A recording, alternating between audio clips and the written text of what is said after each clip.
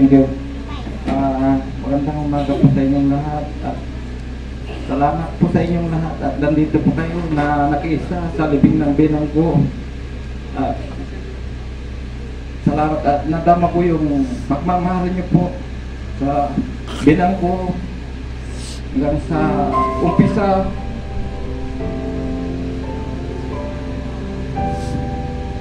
At hanggang sa paglibing nila na nandito kayo.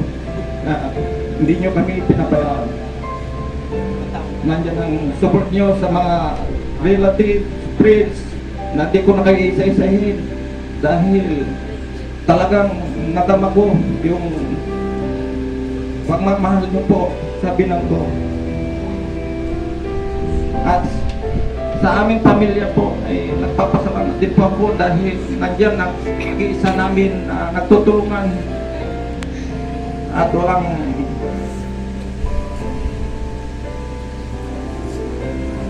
at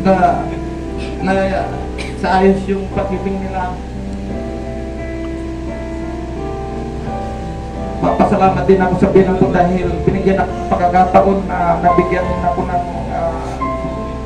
yung mamimiss ko yung sinasabi ko sa asawa ko na pakainin muna sila para pagdating ko na nasa biyahe ko na tayo na lang ang kakain kasi pagod ako sa biyahe ko. Sabi ko yung pagre-remind ko lagi sa kanila na pakainin niya na hindi ko nakakalimutan, kaya nakasama ko rin po sila ng matagal.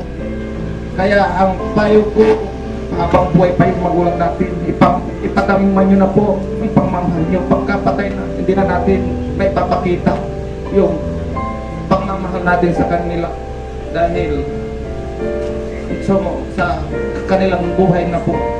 Yun ang magandang aral na natutunan ko. Salamat po sa inyong lahat. At kung na po kayong aalis dahil may rotan tayong salo-salo dito po pagtapos ng libing nila po. Marami pong salamat po sa inyo. At may isa pa po kung hindi ibibigay ng message, kung ano man po yung mga nasaktan namin na family, humingi kami ng tapos po. Marami pong salamat sa inyo sa pakikiramay pong lahat. Salamat po. Salamat din po sa Forest Lake sa pag-appreciate nyo sa amin dito. Pagtanggap nyo. Maraming salamat po, Sir Noel. Sa punto pong ito, guys, kami po tawagin ang apo niya na Julie na si Leslie M. Ramirez para magbigay ng kanyang mensahe at pagbasa. Magandang umaga po sa ating lahat. Nagpapasalamat po sa nagkinali ngayon